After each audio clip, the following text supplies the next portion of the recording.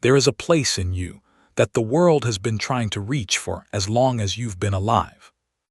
It tries through noise, through expectation, through the heavy boots of circumstance stomping across the fragile floorboards of your life.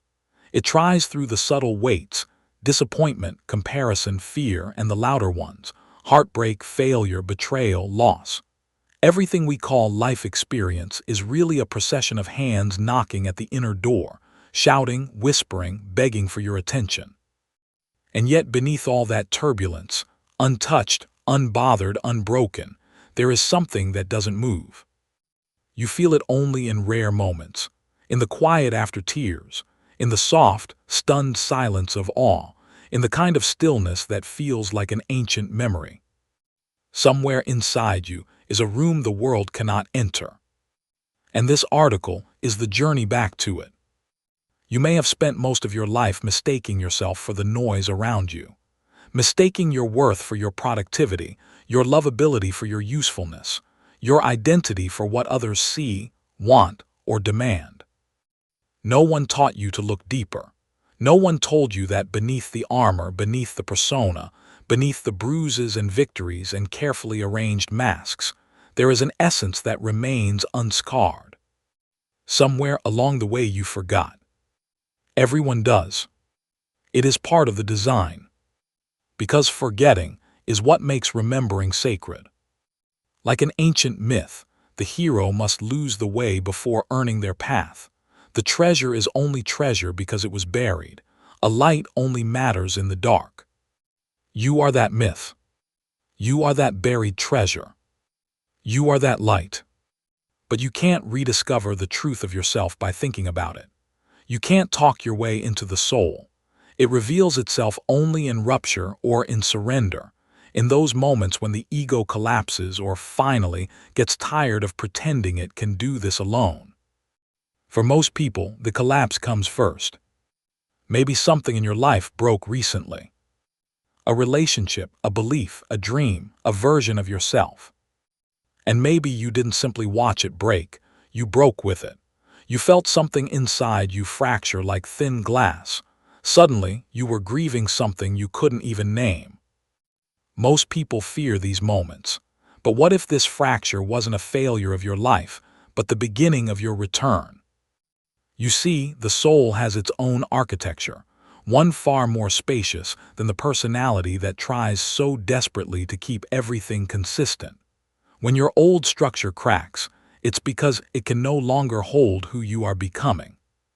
Life has a way of dismantling whatever stands between you and the truth.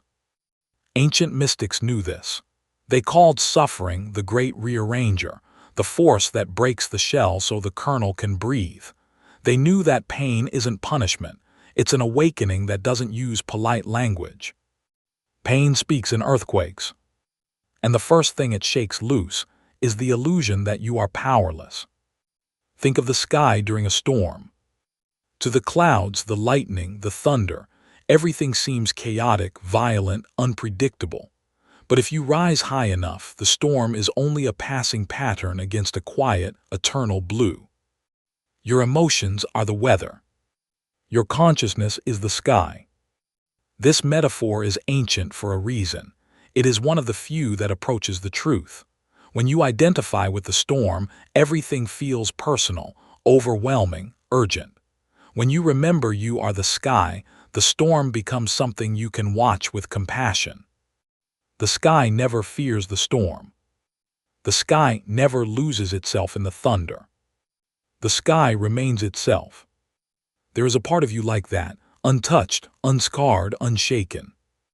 The work of your life is not to eliminate the storms, because storms are part of being human, but to remember the part of you that is larger than them. Most people live their entire lives from the outside in. They live as reactors, interpreters, responders, shaped moment by the world around them. They never discover the still axis at the center of their being. But here is the secret. You cannot be reached there. Not by criticism. Not by abandonment. Not by failure or fortune or fame or loss. Not even by your own anxious mind. There is a part of you that does not bend when the world pushes. It is older than your name, your memories, your regrets. It existed before anyone had an opinion of you. It will exist long after all those opinions fade into dust. This you is not fragile, it's the most ancient force in your life. But you forget this because you live in a world addicted to performance. Everything is commentary, comparison, competition. It trains you to measure yourself against illusions. And when you measure yourself by illusions, you forget you are real. Let's go deeper. Imagine for a moment that you are not who you think you are. Not your successes, not your wounds, not your childhood conditioning. Imagine those are just clothes your soul tried on and wore for a while. Strip all that away. Who are you then? This question is not rhetorical, it is a doorway. Sit with it for a moment. Notice the flicker of discomfort. Notice how the mind reaches for descriptors, names, roles, traits, stories. Notice how quickly it tries to fill the silence. But the silence is the point. If you sit long enough, you might feel something shift. A soft widening. A faint recognition. A whisper, I am not the story I have been telling. You are something more intimate than a story. You are the witness of the story.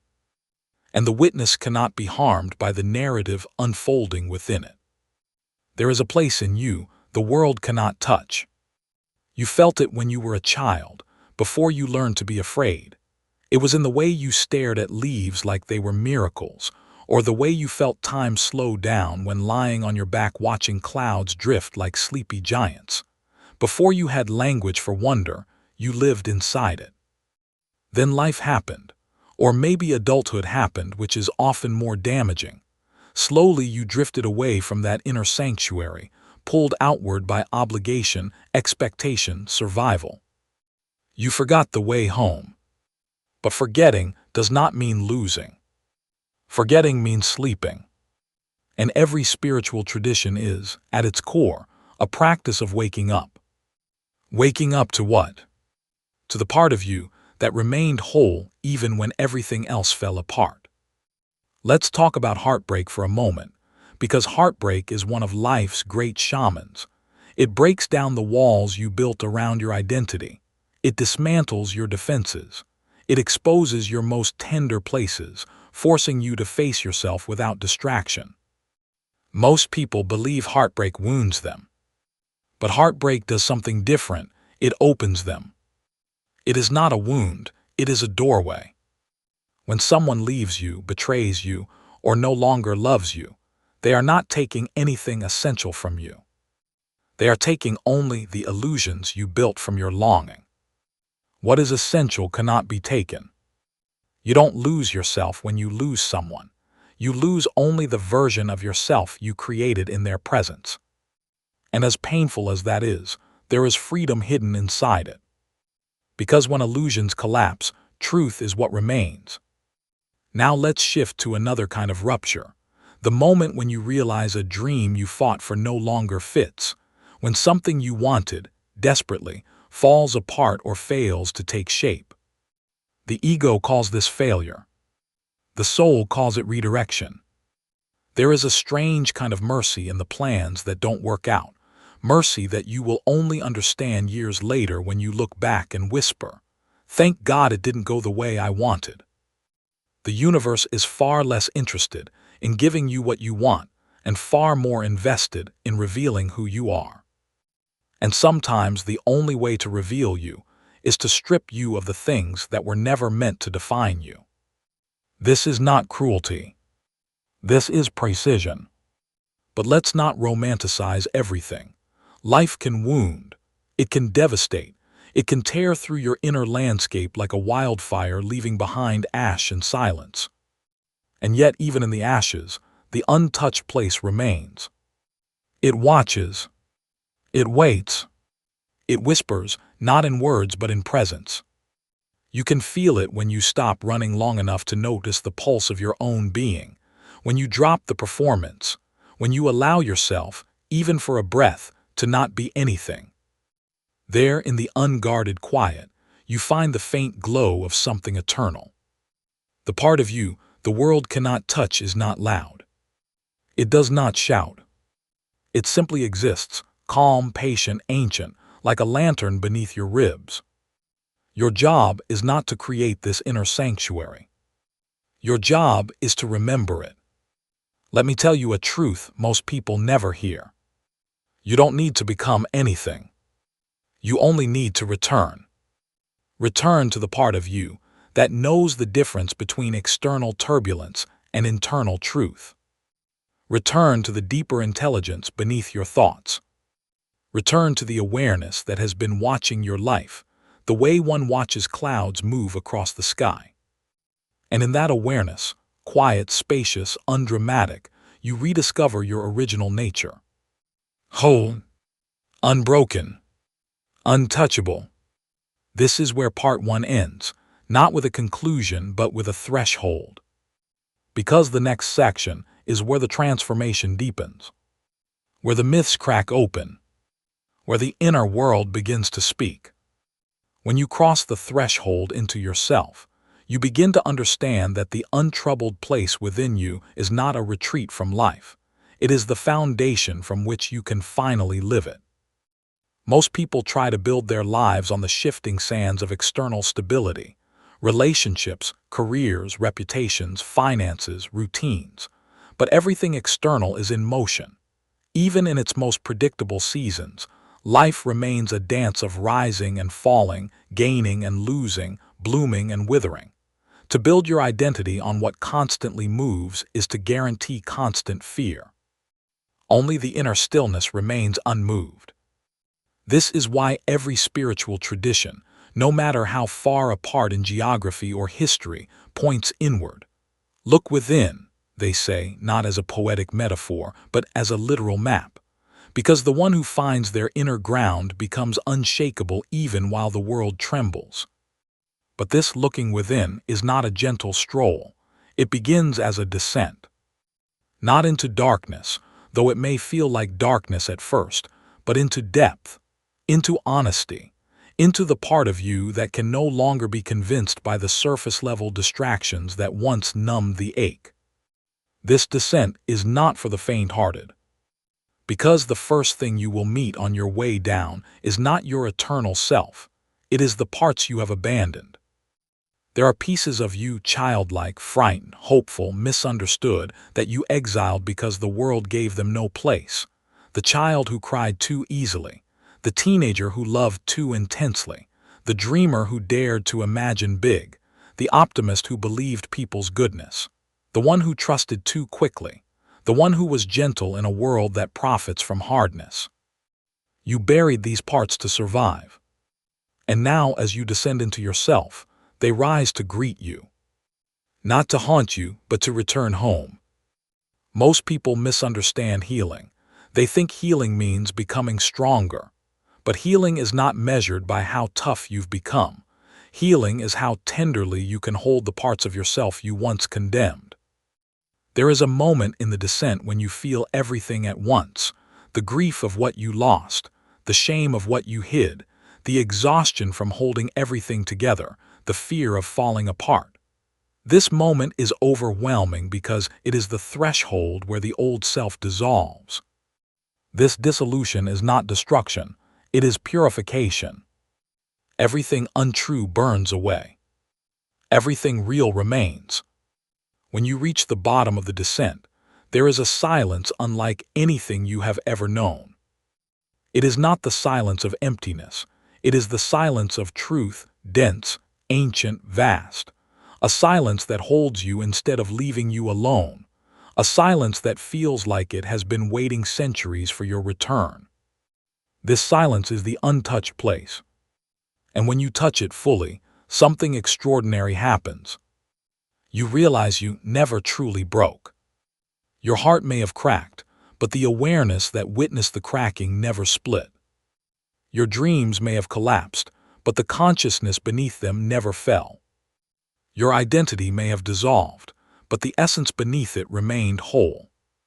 You thought you were falling apart, but you were actually falling through through the layers of illusion, through the accumulated debris of everyone's expectations, until you finally landed in the truth of yourself. This is why awakening often feels like both a death and a birth. You are not emerging as a new person. You are returning to the person you were before the world convinced you to be someone else. The return, however, comes with responsibility. Once you touch the inner untouchable place, the old patterns no longer grip you the same way. You cannot cling to false identities without feeling a sting of dishonesty.